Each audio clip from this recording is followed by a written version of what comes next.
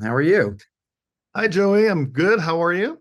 Doing well, doing well. I Yeah. feel like I spoke to everyone else who made the movie last time, so I'm late in saying congrats on the Oscar, but better late than never. Uh, Uh, Thank you. yeah, Appreciate it. Thank oh, it's funny to think about that because in sort of Hollywood terms, that's the mountaintop, right? There's nothing else that can happen after you do that, but then you go back and make it again. you. It's Well, I don't know. You're very presumptuous right now. I don't know. well, Uh, I mean, it's funny because so often people go to do the exact opposite thing that they've done, right? Because I did this, so I want to go and try a different skill, or I want to challenge myself in a different way. And your challenge is how can we make everything just bigger and better and just like wow people after we already wowed people. It's such a hard thing to pull off. And the fact that across the board, everyone involved in this film has pulled it off so well. What are the conversations about that like when you first sit down? Like, how do we make part two like, bigger? how Better? do you But risk it? yeah, how do you do it? How do you how do you take all your chips, put them back on the table, and say all in? Exactly. Um, exactly. Well, the first conversation with Denis was like, obviously, we're excited about revisiting, like getting the chance to finish the book. Yeah. Till the thing that started the book. We were very conscious of the fact that like it was despite we were still in pandemic and the movie had been released on HBO Max at the same time. It was considered to be a success, successful. It was a critic success and also box office success. And what do you do? Well, you try to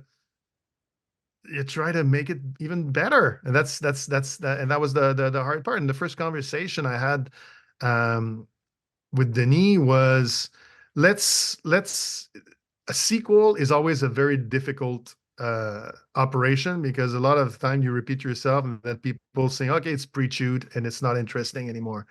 So visually we needed to obviously build on what we had started building, but go to totally different locations when it was location, and also create totally different new sets.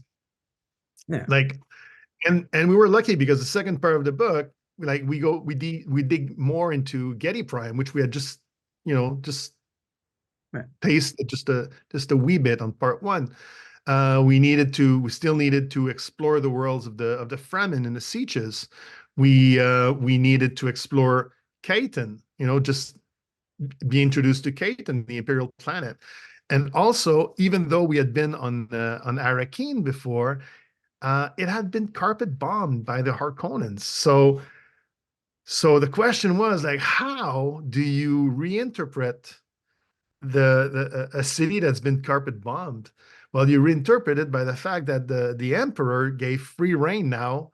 They're not just having the place for 80 years. They're like, okay, your competitor's gone. Now you got here it is on a golden platter. So the Arconans, to rebuild it, they would actually use their own influence and use their own culture to rebuild it. So they bring their own inflatable structures, or and just like a cancer, you see it like growing on the city, replacing the buildings that have been demolished. So that was fun. And even on locations, we obviously we went back to Jordan and we went back to Abu Dhabi, but we did not repeat any actually sand dune or any rock formation. We wanted to find new ones, and also we needed to figure out what did the southern hemisphere look like with the Yeah. black rocks and the black volcanic environment. I mean, that's the thing about the film, both films, is that it's such a tactile feel, which is almost impossible to pull off with like fantastical sci-fi, right? Because you're literally trafficking in things that don't exist. But for some reason, I think the Dune franchise really does do this amazing job of the sand. You know what the sand feels like. You know what the sun feels like, and that's almost impossible to do. But I think the production design is so responsible for that. You kind of know what the buildings smell like, right? You have this idea of like I think I'm grounded in a way that you're not Oh, necessarily. Well, that's something with Denny on any movies. We need to be grounded. Yeah. That's his number one priority. Feel that it's real. Feel and for that we need to build real sets, and those sets need to be built, and not just the sets, but even the well, what we design and then goes into post production in the CGI world.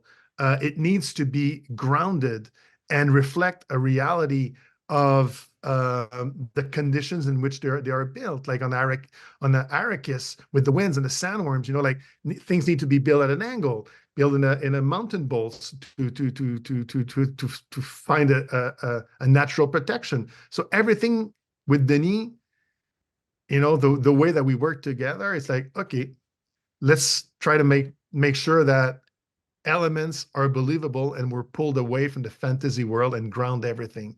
If everything's grounded, have got solid roots, then you can make audience believe in the impossible. And Yeah. like the same thing for the ornithopter. They look as if they could fly. They look stealth. They look like they could sustain like winds. And yeah, so Yeah. What kind of I don't satisfaction? know. Yeah, what kind of satisfaction is there when you see it in action? Because, you so much of what you're doing is before, right? And during.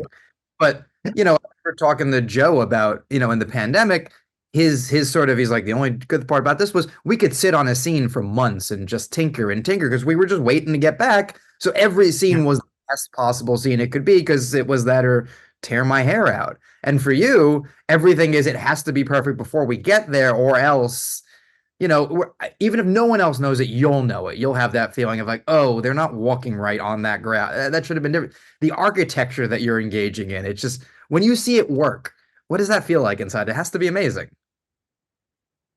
it is actually. It is. The feeling's amazing, but like what's really amazing is that I have a director who thrives for realism, and we have a production company, and our producers at Legendary. They believe in that as well. They let it happen.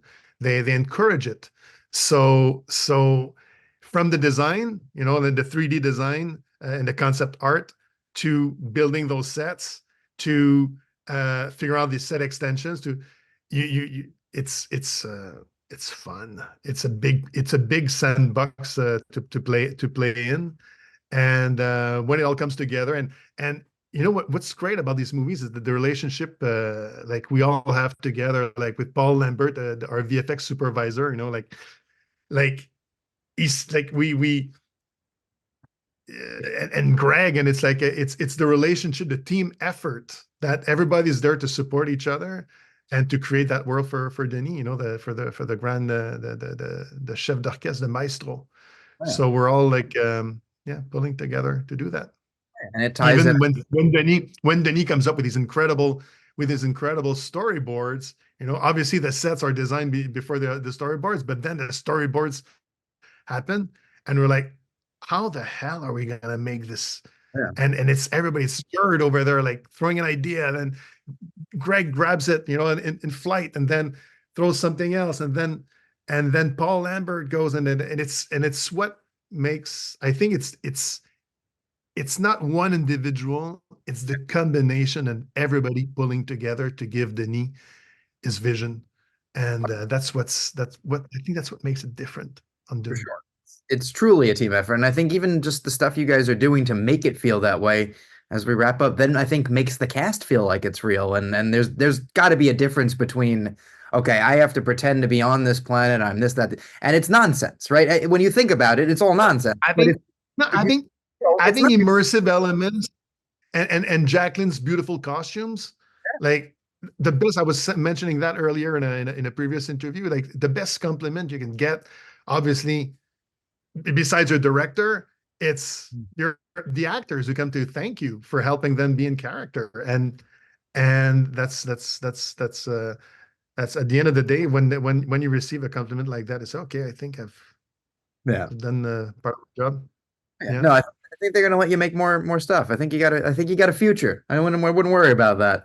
Um, Thank you. Thank you for believing in me. I appreciate. Oh, I mean, listen, look to wherever that statue's hanging, and you're good. But I think it's such work that you should be proud of, and it stands out so much. I think everything you've done has stood out, but truly this. So you should be incredibly proud, and I'm really happy we're able to talk about it. It's something you want to talk about when you see it. So why not, right? Well, thank you, Joey. I appreciate you saying that. Oh, it's my pleasure. Thank you for doing this. Well, thank you for having me. All right. Thank you. Have a good one.